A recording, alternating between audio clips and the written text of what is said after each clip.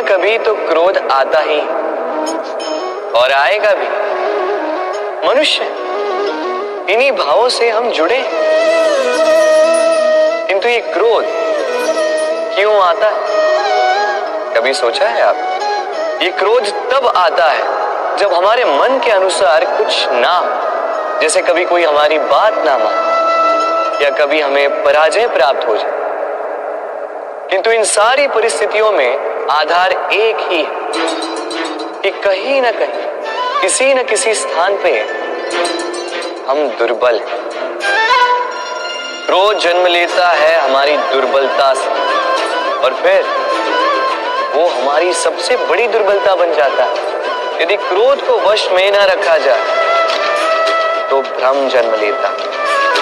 यदि भ्रम को वश में न रखा जाए तो विवेक व्याग्र होने लगता है और यदि व्याग्रता को वश में न किया जाए तो व्यक्ति का तर्क ही नष्ट हो जाता है। सोचने समझने की शक्ति शून्य हो जाती है और फिर उस व्यक्ति का पतन हो जाता है। इसलिए अपने क्रोध पर वश रखें और अपने मन को शांत होने के लिए करें। राधे राधे। हम अपने संबंधों के साथ जीते हैं, उत्सव मनाते हैं, खेलते हैं, खाते हैं, आनंद मनाते हैं, किंतु जब कोई प्रिय हमसे दूर चला जाता है, इस संसार से चला जाता है, तब हम दुर्बल हो जाते हैं, सदा दुखी रहते। क्या ये होना चाहिए? इस प्रकृति को देखिए, वृक्ष पत्तों के झड़ने से शोक नहीं मनाता, वो नए पत्तों के आने का स्वागत करता है। कल आप भी किसी के स्थान पे आए थे और कल आपके स्थान पे भी कोई और अवश्य आए, क्योंकि ये परिवर्तन है, ये इस प्रकृति का नियम है। इसमें शोक कैसे? जो छूटा उसका शोक मनाने के स्थान पर जो मिलेगा या जो आपके पास है उसका आनंद उठाइए। राधे राधे। हमारे पास अक्सर बहुत लोग आते हैं, कुछ को हम समय देते, कुछ का हम तिरस्कार करते, किंतु तिरस्कार कभी नहीं करना चाहिए। किसी व्यक्ति के आपके पास आने के 3 मुख्य कारण होते हैं: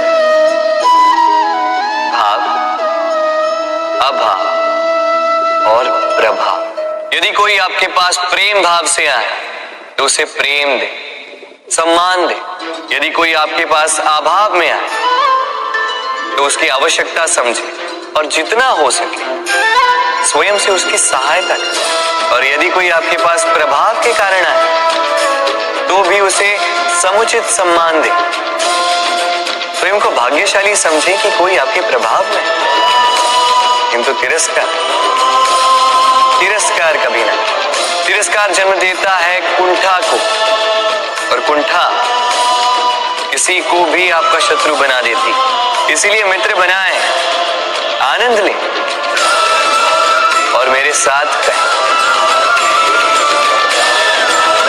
राधे राधे। लोग सदैव मुझसे ये प्रश्न करते रहते हैं कि मित्रता का मतलब क्या है, इस प्रेम का मतलब क्या है, और मैं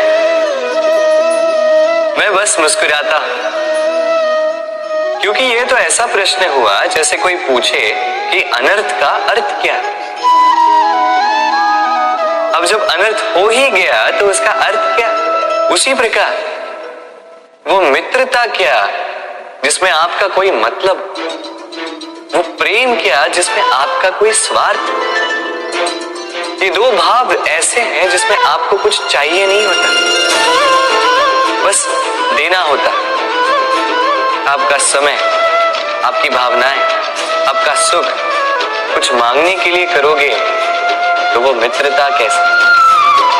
कुछ पाने के लिए करोगे तो वो प्रेम कैसे? वैसे भी देखा जाए तो जो प्रेम करते हैं उन्हें कुछ पाने की आवश्यकता ही नहीं। और जिसके पास 2.5 अक्षर वाला ये प्रेम शब्द हो, उसके पास तो इस संसार का सबसे बड़ा कोश है। तो आप इस कोश को बढ़ाइए और मेरे साथ कहिए, राधे राधे। हम मनुष्य साथ रहते हैं, आनंद पीड़ा मिलजुल कर बांटते हैं, समय पड़ने पर सहायता देते हैं, सहायता लेते भी हैं। किंतु क्या सदा सहायता लेना उचित है? अब आप में से कुछ कहेंगे बिल्कुल उचित है, इसमें बुरा ही क्या है? मनुष्य ही तो मनुष्य के काम आएगा। बिल्कुल उचित कहा आप। किंतु सदा के लिए सहायता लेना उचित नहीं है। कारण, यदि बात बात पर सहायता लेने का अभ्यास हो गया तो आप स्वयं दुर्बल होते जाएंगे। स्वयं का एक मार्ग बनाना छोड़ आप बात बात पर दूसरों से सहायता मांगे। दूसरी बात, सहायता के साथ जुड़ा आता है उपकार का भार। तो जिससे सहायता ली है उसके समक्ष झुककर रहना होगा। इसीलिए संकट में भी सोच विचार करके सहायता ली, क्योंकि संकट तो कुछ दिनों पश्चात निकल जाए, किंतु उस उपकार के ऋण का भार जीवन भर आप पर रहे। राधे राधे। जब से मनुष्य का जन्म हुआ है जान पहचान का। और आज के युग में तो व्यक्ति का मूल्यांकन ही इस बात से किया जाता है कि इसकी पहचान किससे, इसकी पहचान कहां तक है। क्यों? आपके आसपास भी ऐसे कई लोग होंगे जो पहचान की बल पर आपका काम बना लेते हैं। ऐसे कई लोग होंगे जो पहचान से काम पा लेंगे, धन अर्जित कर लेंगे। किंतु आप तनिक सोचिए, क्या ये ठीक है? पहचान से मिला काम आपके साथ तब तक रहेगा जब तक आपके उनसे मधुर संबंध हो। संबंधों में खटास आई और काम निकल गया हाथ से,